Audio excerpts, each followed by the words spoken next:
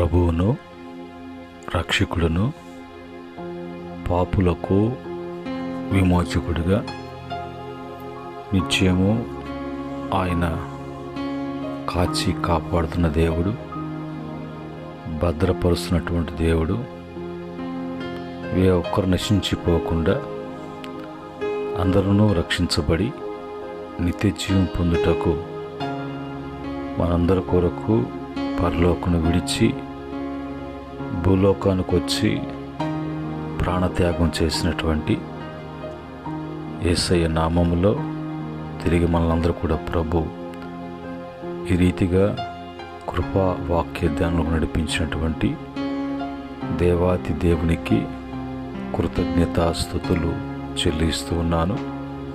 అలాగనే ప్రతిరోజు కూడా కృపా వాక్య ధ్యానములలో పాలుపంపులు కలిగి ఉంటూ బలపడుతూ స్థిరపరచబడుతూ ప్రభు బిడ్డగా జీవిస్తున్న ప్రతి ఒక్కరు కూడా ప్రభు పేరిట వందనములు, ప్రభు పేరిట శుభములు తెలియచేస్తూ ఉన్నాను.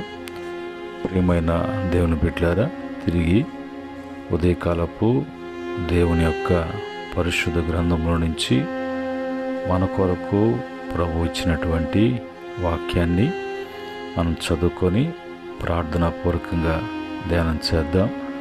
సామెతల గ్రంథము 29వ అధ్యాయము 23వ వచనములో ఉన్నటువంటి మాటని మనము చదువుకొని ప్రార్థనాపూర్వకంగా ధ్యానం చేద్దాం. ఇక్కడ రాయబడినటువంటి మాటలను నేను చదువుతూ ఉన్నాను. ఎవని గర్వము వానిని తగ్గించును, వినయ మనస్కుడు ఘనత నొందును. పరిశుద్ధుడైనటువంటి తండ్రి, కృపగలిగినటువంటి మా ప్రభు, ఉదయకాలమందు మీ మాటలను మాకు వివరించి బోధించండి, బలపరచండి, స్థిరపరచండి ప్రభు. ఈ సమయంలో నీ దాసును మరుగుపరిచి మీరు మాత్రమే మహిమ తెచ్చుకోమని యేసుక్రీస్తు నామములో అడిగి వేడుకుంటున్నాము తండ్రి, ఆమేన్. ప్రియమైన దేవుని బిడ్డలారా, ఈ సమయంలో మరి మనము చదువుకున్నటువంటి మాటలో ఇద్దరు వ్యక్తుల గురించి అక్కడ వ్రాసి ఉన్నట్లుగా, ఎవరు ఆ ఇద్దరు వ్యక్తులు అనంటే, ఒకడు గర్విస్తున్నటువంటి వాడు, గర్వముతో నిండి ఉన్నటువంటి వాడు. రెండవటువంటి వ్యక్తి ఎలాంటి వ్యక్తి అనంటే, వినయ మనస్కుడు, వినయం కలిగినటువంటి మనసు కలిగినటువంటి వాడు. ఇద్దరిలో ఎవరు మంచి లక్షణాలు, అలవాట్లు, వాటికి లక్షణాలను బట్టి తిరిగి వాళ్ళకి ప్రతిఫలము అనేది ఎలాగుంటుంది అంటే, గర్వించినటువంటి వాడు ఎందుకు గర్విస్తాడు, ఎందుకు గర్వము అనేది మరి అతనిలో క్రియేట్ చేస్తుంది అంటే, బైబిల్ చెప్పినటువంటి మాట ప్రకారంగా అతనికి కలిగి ఉన్నదాన్ని బట్టి, కలిగి ఉన్నది అది ఎక్కువ అయ్యే కొంది దానివలన సుఖపడుతూ ఆ సుఖాన్ని, సంతోషాన్ని మరి బయట బట్టబయలు చేయటానికి, ఇదిగో నేను ఇలాంటి సుఖముతో సంతోషముతో ఉన్నాను, నాకు ఇది ఉంది అది ఉంది అన్నట్టుగా ఎదిగే కొంది ఒదిగి ఉండాలి అనేటువంటి మనసు కాకుండా, తనకు కలిగినటువంటి వాటిని చూచుకొని, అవి ఇచ్చినటువంటి ఆయన్ని బట్టి కాకుండా తనకు కలిగినటువంటి వాటిని చూచుకొని గర్వించేటువంటి మనసు కలుగుతుంది. అలాగా గర్వము అనేది మనుషుల్లోకి ప్రవేశిస్తుంది. అలాగా గర్వించినటువంటి వాడు ఎప్పుడు కూడా హెచ్చించుకునేటువంటి వాడుగా ఉంటాడు. కాబట్టి వాని గురించి బైబిల్ చెప్పేటువంటి మాట, వాని గర్వము వాడిని అణిచివేస్తుంది. ఎంతగా హెచ్చించుకున్నాడో అంతగా అణిగిపోవలసినదే, అంతగా అనగగొట్టవలసినదే అన్నట్టుగా గర్వంతో ఉన్నటువంటి వ్యక్తికి ఉన్నటువంటి కలిగేటువంటి ప్రతిఫలముగా క్రియగా. రెండవదిగా వినయ మనస్సుకుడు. వినయము అనేటువంటిది తగ్గింపు, దీన మనస్సు, మరి ఎంతగానో ఒదిగి ఉండటం అనేటువంటి మనస్సు ఎవరైతే కలిగి ఉంటారో వాళ్ళు మరి ఘనత అనేది వాళ్ళకి ప్రతిఫలంగా ఇవ్వబడతారు. కనుక ఈరోజు మరి వినయ మనస్సుకుల గురించి బైబిల్ ఏం చెప్తుంది? ఆ వినయ మనస్సుకుని బట్టి, ఆ మనసును బట్టి అతను ఎలాగా అంటే బైబిల్ చెప్తుంది అతను ఘనత వహిస్తాడు, అతనికి ఘనత కలుగుతుంది. అలాగనే మొదటిగా ఘనత, ఇంకా అలాంటి వినయ మనస్సుకుడు, అలాంటి మంచి తగ్గింపు మనస్సు ఎవరికి ఉంటుంది? అందును బట్టి వాళ్లకు కలిగేటువంటి మంచి ఏంటి అన్నప్పుడు సామెతల గ్రంథము 15వ అధ్యాయం 33వ వచనములో యెహోవా యందు భయభక్తులు కలిగి ఉండుట మరి జ్ఞానాభ్యాసమునకు సాధనము, ఘనతకు ముందు వినయముండును. ఈ వినయము అనేది ఘనత తెచ్చిపెడుతుంది కదా. ఆ వినయం ఉండేటువంటి వాడెవరు అంటే మరి దేవుని యందు భయభక్తులు కలిగినటువంటి వాడు. కనుక వాడు మరి ఆ యొక్క ఘనతని పొందుకుంటున్నాడంటే భక్తి జీవితంలో ఎంతగానో వినయుడిగా ఉన్నాడు కాబట్టి. రెండవదిగా సామెతల గ్రంథము 22వ అధ్యాయము 4వ వచనములో యెహోవా యందు భయభక్తులు కలిగి ఉండుట వినయమునకు ప్రతిఫలము.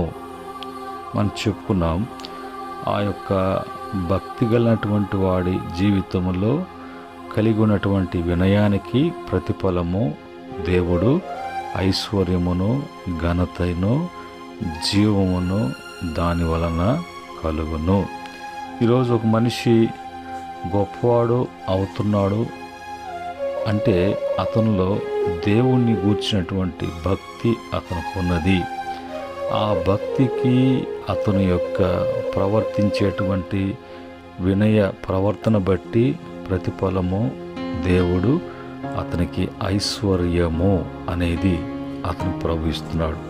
అలాగనే అతని జీవితంలో ఎప్పుడు కూడా ఘనత కలిగి ఉండటానికి ఇవి రెండు కలిగినటువంటి వ్యక్తి మరి జీవించాలి కాబట్టి అతని యొక్క జీవించటానికి ఆ జీవమును కూడా మరి ప్రభువే అనుగ్రహిస్తున్నాడు. అలాగనే మూడవ మాటగా మనం చూసినప్పుడు యెషయా గ్రంథము 57వ అధ్యాయము 15వ వచనములో మహాగణుడను, మహోన్నతుడను, పరిశుద్ధుడను, నిత్య నివాసినటువంటి వాడు ఇలాగ సెలవిచ్చుచున్నాడు. నేను మహోన్నతమైన పరిశుద్ధ స్థలములో నివసించు వాడునయ్యున్నను, వినయము గల వారి ప్రాణమును ఉజ్జీవింప చేటుకును, నలిగిన వారి ప్రాణమును మరి ఉజ్జీవింప చేటుకును, వినయము గల వారి యొద్ద, దీన మనసు గల వారి యొద్ద నివసించుచున్నాను అని అంటాడు. అంత గొప్ప దేవుడు, అంత గొప్ప స్థలములో ఉన్నటువంటి దేవుడు ఇప్పుడు ఎక్కడ ఉంటున్నాడు అంటే వినయము గల వారి ప్రాణములను ఉజ్జీవింపచేయుటకును, నలిగినటువంటి వారి ప్రాణమును ఉజ్జీవింపచేయుటకును, వినయము గల వారి యొద్దను, దీన మనసు గల వారి యొద్దను నేను నివసించుచున్నాను. ఇప్పుడు నేను మహోన్నతుడినే, పరిశుద్ధమైనటువంటి స్థలములో నివసించేటువంటి వాడిని. కానీ నేను ఎవరితో ఉండాలి అనుకుంటున్నానంటే వినయముతో, దీన మనసు కలిగినటువంటి వారితో, నలిగిన అంటే పశ్చాత్తాపం పడుతూ ఉన్నటువంటి వారిలో నేను జీవిస్తున్నాను అనేటువంటి మాట ప్రభువు తెలియచేస్తున్నాడు. ఒక వినయము, తగ్గింపు, దీన మనసు అనేది దేవుని యందు భయభక్తులు కలిగినటువంటి వారికే అలాగా వారు ఉండగలరు, అలాగా వారు ఉంటారు. అలాగనే మరి బైబిల్ కూడా చెప్తున్నటువంటి మాట ఏంటంటే, సామెతల గ్రంథం 11వ అధ్యాయం 2వ వచనములో, అహంకారము వెంబడి అవమానము వచ్చును, వినయము గలవారి యొద్ద జ్ఞానమున్నది అని రాయబడింది. కనుక అహంకారులు వాళ్ళ యొక్క అవమానం ఎందుకు వస్తుంది? ఆ అహంకారము, అహంభావము అనేది కలిగి ఉన్నారు కాబట్టి, కలిగి ఉండటమే కాకుండా ప్రవర్తిస్తున్నారు కాబట్టి. అయితే మరి వినయము గలటువంటి వాడు ఎప్పుడు కూడా అలాగ ప్రవర్తించడానికి, అలాగ మాట్లాడటానికి, అతను ఉన్నటువంటి స్థితిగతులు ఎవరి వలన, ఎందువలన ఇలాగున్నానంటే దానికి కారణం అనేది ఆలోచించగలిగినటువంటి వాడు, వినగలిగినటువంటి వాడు. అతనిలో జ్ఞానము ఉన్నది. ఆ జ్ఞానము ఏం చేస్తూ ఉన్నది అని అంటే, అతను ఎప్పుడు కూడా అహంకారము, అహంభావము ఉన్న వాటిని బట్టి అతని యొక్క గర్వము, హెచ్చింపు లేకుండా జాగ్రత్త కలిగి ప్రభు దగ్గర ఒదిగి ఉన్నట్టుగా ప్రభు సన్నిధిలో అతను మరి ఉంటాడు. అలాగనే ఈ యొక్క వినయ మనస్సకుడు విషయముకు వెళ్ళినప్పుడు మరి జెఫన్యా గ్రంథము 2వ అధ్యాయం 3వ వచనంలో, దేశములో సాత్వికులైన ఆయన న్యాయ విధులను అనుసరించు సమస్త దీనులారా. సాత్వికులు, దీనులు దేవుని యొక్క విధులను అనుసరించేటువంటి వారు వారే. యెహోవాను వెదుకుడి, మీరు వెదికి వినయమగలవారై నీతిని అనుసరించిన ఎడల, ఒకవేళ ఆయన ఉగ్రత దినమున మీరు దాచబడుదురు. ఒక దినాన తీర్పు ఉంటుంది, ఉగ్రత దినము వస్తుంది. పాపాలు విస్తరించి అతిక్రమించి చేస్తున్నటువంటి వాటిని బట్టి. అయితే మరి ఉగ్రత అనేది మరి ఎవరి మీదకు వస్తుంది అంటే, అలాగా పాపము చేస్తూ పాపములో చెలరేగుతున్నటువంటి వారికి వస్తుందేమో కానీ, సాత్వికులుగా, దీనులుగా ఆయన న్యాయ విధుల్ని అనుసరించేటువంటి మరి బిడల విషయంలో కానీ, దేవుణ్ణి వెదుకుతూ వినయము కలిగినటువంటి వారుగా నీతిని అనుసరించేటువంటి వారి యొద్దకు అలాంటివి ఏవి కూడా రాకుండా ప్రభు వారిని దాచి, వారిని భద్రపరిచి, వారిని కాపాడేటువంటి దేవుడిగా ఉన్నాడు. ఒక వినయ మనస్సులో ఉన్నటువంటి సాత్వికము, దీన మనస్సు, ఆ యొక్క తగ్గింపు, ఆ భక్తి జీవితాన్ని ఆ వ్యక్తిని ఎంతగానో వృద్ధి చేయటానికి, వృద్ధిపరచబడటానికి, అతను అన్ని విషయములలో ఎదగటానికి దేవుని యొక్క సహాయము వాళ్ళకి అందించబడుతూ ఉంటుంది. కనుక ఈ క్రమంలో ప్రతి ఒక్కరూ కూడా వారి జీవితాలలో మంచి జరగాలి, మేలు జరగాలి అని అంటే ఇదే క్రమములో నడుచుకోవాలి. ఒకవేళ కాదు అంటే దానివలన వచ్చేటువంటి నష్టాన్ని భరించాలి. బైబిల్లో ఆహావు అనేటువంటి ఒక మంచి రాజు ఉన్నాడు. మొదటి రాజుల గ్రంథము 21 అధ్యాయము 29 వచనములో. అయితే అతను మరి తన భార్య అయినటువంటి యెజబెలు మాటని నమ్ముతూ, ఆమె మాటను వింటూ అతను దేవునికి, దేవుని యొక్క సన్నిధికి, దేవుని యొక్క ఆజ్ఞకు వ్యతిరేకుడుగా ప్రవర్తిస్తూ జీవిస్తూ అతను అలాగా మెలుగుతున్నటువంటి అతనికి, అతని రాజ్యం మీదకి దేవుని ఉగ్రత వచ్చి నాశనం చేసేటువంటి పరిస్థితి వరకు తెచ్చుకున్నాడు. అది తెలిసినప్పుడు, సేవకుని ద్వారా తెలియచేయబడినప్పుడు వెంటనే అతను తన తప్పులు తెలుసుకొని ప్రభు దగ్గర తగ్గించుకొని తను సరిచేసుకొని దేవునికి ఎంతగానో భయపడుతూ, దేవుని ఎదుట ఎంతగానో వినయుడై, ఎంతగానో ప్రభు ఎదుట ఒదిగి ఉన్నాడు. అందును బట్టి ప్రభు మాట్లాడుతున్నాడు. ఆహాబు నాకు భయపడి వినయముగా ప్రవర్తించుట చూచి తిని, నాకు భయపడి అతని వినయముగా ప్రవర్తించుట చేత ఆ అపాయము అతని కాలము నందు సంభవించకుండా అది అతని కుమారుని కాలమందు అతనికి అది సంభవించేటట్లుగా ఆయన దాన్ని రప్పించేటట్లుగా వారు కూడా మారితే వారి జీవితంలో కూడా ఆ అపాయాలు రాకుండా ఉంటాయి అన్నట్టుగా ఈరోజు ఎందుకు వస్తున్నాయి అంటే, మనలో మనం సరిచేసుకోవాల్సిన విషయాలు అనేకముగా ఉన్నాయి.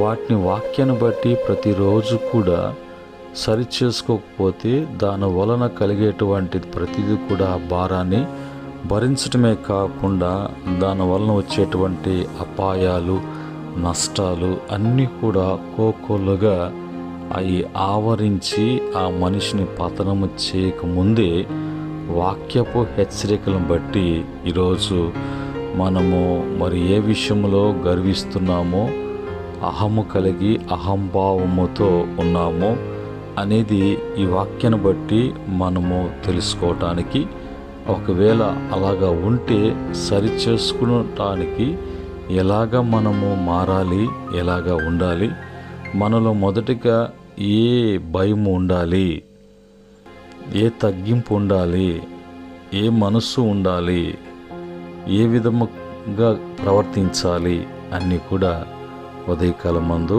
ప్రభు తన మాటల ద్వారా తెలియచేస్తున్నప్పుడు ఈరోజు మనం ఎలాగున్నాము, ఎలాగుండాలి వాక్యాన్ని బట్టి సరిచేసుకొని దైవికమైనటువంటి మేలుతో నింపబడి తృప్తిపరచబడి వర్ధిల్లటానికి దేవుని యొక్క సహాయము ప్రతి బిడ్డకు కూడా అందించబడునుగాక. ఆమేన్. కృపగల తండ్రి, పరిశుద్ధుడా, మీకు వందనాలు. ఉదయకాలమందు అమూల్యమైనటువంటి సత్యాలను బయలుపరిచారు. సత్యవర్తుడా, నిశ్చయముగా నాయన ప్రతి బిడ్డ కూడా వాక్యాన్ని బట్టి బలపడటానికి, బాగుపడటానికి, వారికి ఇచ్చినటువంటి ఈ దిన జీవాన్ని బట్టి, అవకాశం బట్టి సరిచేసుకొని తిరిగి నీ బిడలుగా నీ రెక్కల నీడలోకి చేర్చబడి బిడల వర్ధిల్లే కృప దయచేయమని యేసుక్రీస్తు నామములో అడిగి వేడుకుంటున్నాము తండ్రి. ఆమేన్. సమస్త జ్ఞానం మించిన తండ్రి ప్రేమ, కుమారుని కృప, పరిశుద్ధాత్మ యొక్క సహవాసం మాటలు వింటున్న బిడలకు, అనుసరిస్తున్న బిడలకు, సకల పరిశుద్ధులకును ఆయన దాసులకును సదా తోడై ఉండునుగాక. ఆమేన్. దేవుడు మిమ్మలను, మీ కుటుంబాలను దీవించునుగాక. ఆమేన్.